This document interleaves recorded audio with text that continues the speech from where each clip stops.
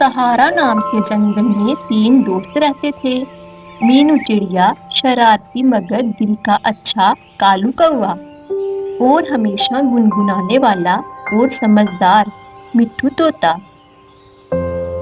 नवरात्रि का पर्व आने वाला था। पूरे जंगल में खुशी और उमंग का माहौल था। मीनू अपने घोंसले से उड़कर बाहर आती है।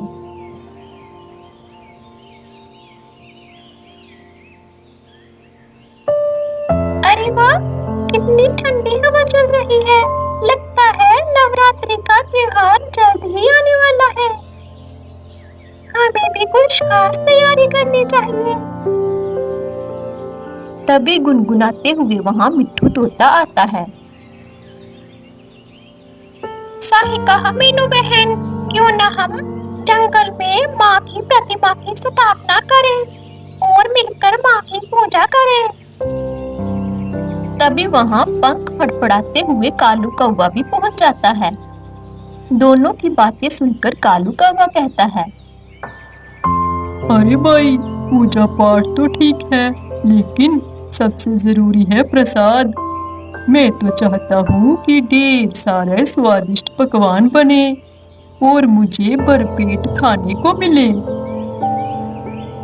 कालू कौवे की ऐसी बातें सुनकर मीनू चिड़िया ने हंसते हुए कहा, कालू, तुम हमेशा खाने की ही सोचते हो, लेकिन हाँ, प्रसाद भी होगा और हम सब मिलकर माँ की भक्ति भी करेंगे। हाँ हाँ, क्यों नहीं, करेंगे, जरूर करेंगे। मीनू, हम जंगल में पीपल के पेड़ के नीचे माँ की मूर्ति की स्थापना करेंगे और उनकी पूजा करेंगे। हाँ मिट्ठू भैया, ये जगह बिल्कुल सही रहेगी।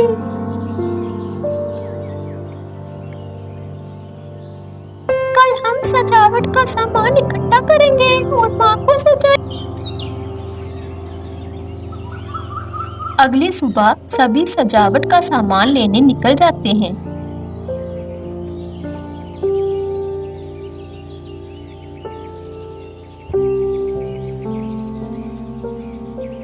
मीनू मिट्टी का कलश ले आती है।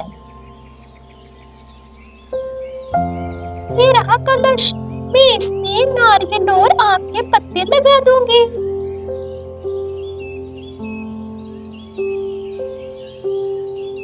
देखो मीनू बहन, मैंने फूल तोड़कर लाए हैं, इससे मैं माँ को सजाऊंगा। आखिर में कालू भी आ जाता है और शरारती अंदाज में कहता है, ये देखो, मैं जंगल की झील से साफ पानी लेकर आया हूँ, पर बहुत मुश्किल हुई। मछलियाँ बार बार मुझे छेड़ रही थी।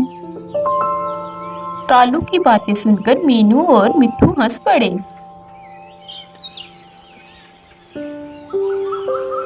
अगली सुबह नवरात्रि का पहला दिन था। सारे जंगल के छोटे बड़े जीव खुश थे। मीनू, मिट्ठू और कालू कौवा माँ की मूर्ति के पास खड़े थे। मीनू ने मीठी आवाज में माँ की आरती गाई। जय अम्बे गौरी मैया जय श्यामा गौरी, तुमको निश दिन ध्यावत, तुमको निश दिन ध्यावत, हरि ब्रह्मा शिव जी मैया जय अम्बे गौरी। मीनू की आरती सुनकर मिट्ठू ने कहा, वाह, कितनी मधुर आवाज है। ऐसा लगता है माँ दुर्गा सचमुच यहीं उतर आई हो। हाँ भाई, आरती सुनकर मेरे भी रोंगटे खड़े हो गए। माँ हमारी जरूर रक्षा करेंगी।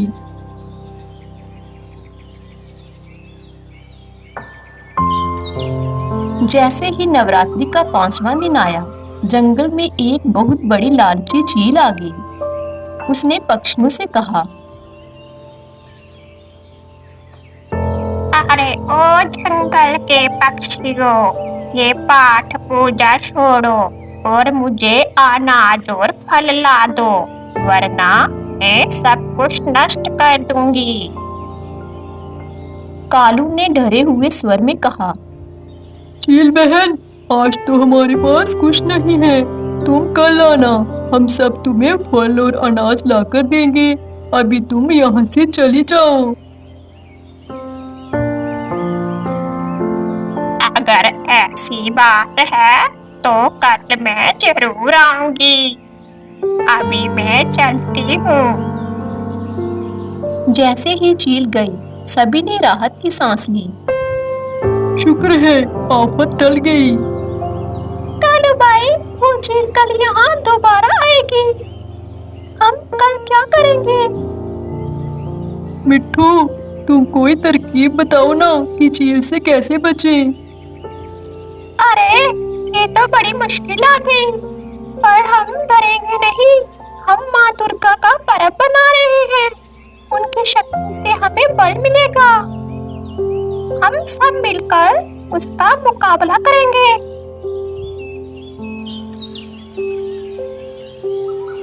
अगले दिन जब चील आई तो मिट्ठू ने ऊंची आवाज में कहा, सावधान, चील आ रही है। कालू ने बड़ा सा पत्थर उठाया और चील पर फेंका। लो, ये लो मेरी तोप, भागो यहाँ से।